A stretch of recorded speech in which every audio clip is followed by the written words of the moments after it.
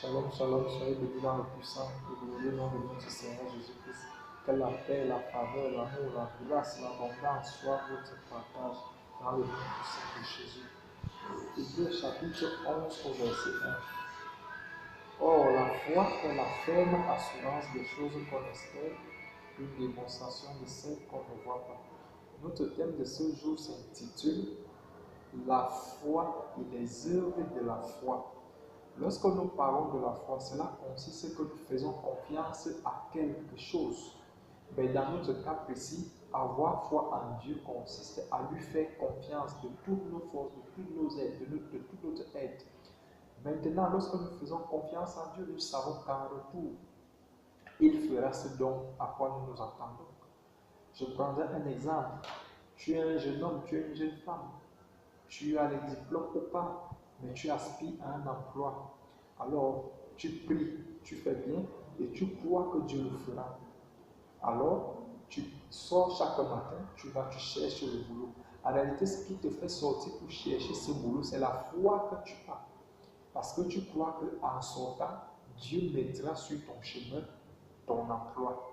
C'est ça les œuvres de la foi. En réalité, tu as foi. La foi sans les œuvres est une foi morte. Mais les œuvres qui accompagnent à la foi, cela est une bonne chose. Tu ne vas pas rester chez toi sans rien faire parce que tu as foi que Dieu le fera. Non. Il faut que ta foi s'accompagne de ses œuvres. Alors, je crois que Dieu va le faire. Je sais qu'il va le faire. Alors, je me lève et j'agis.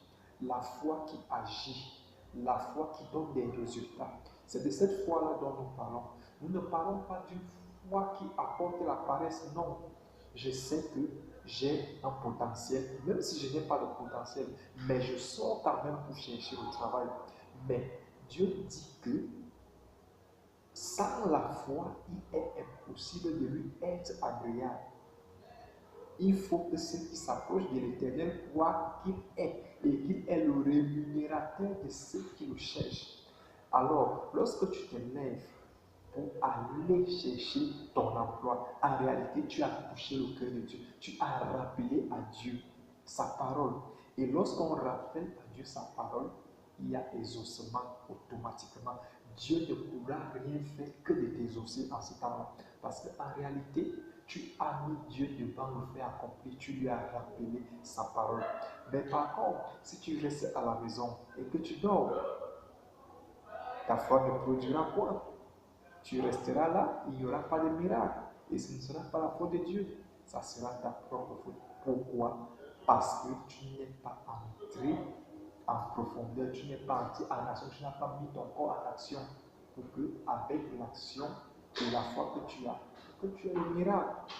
Voilà pourquoi il est bon de se lever, d'avoir foi, de manifester les œuvres de la foi, tout en espérant et en sachant que lorsque je suis en train d'aller chercher mon travail, Dieu est au-devant de moi, Dieu va m'exaucer et tu verras la chose s'accomplir. Donc c'est de ça qu'il s'agit. Avoir la foi ne veut pas dire rester à la maison, non. Mais à quoi tu as donc foi, mon frère? As-tu foi en Dieu? As-tu foi que Dieu pourra te donner cet emploi? As-tu foi que Dieu te donnera cet examen en cette année? As-tu foi que tu seras guéri de cette maladie? As-tu foi que tu auras la paix dans ta famille? As-tu foi que la paix reviendra dans ta nation?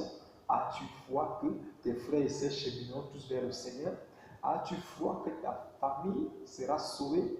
As-tu foi en ce que l'Éternel le fera?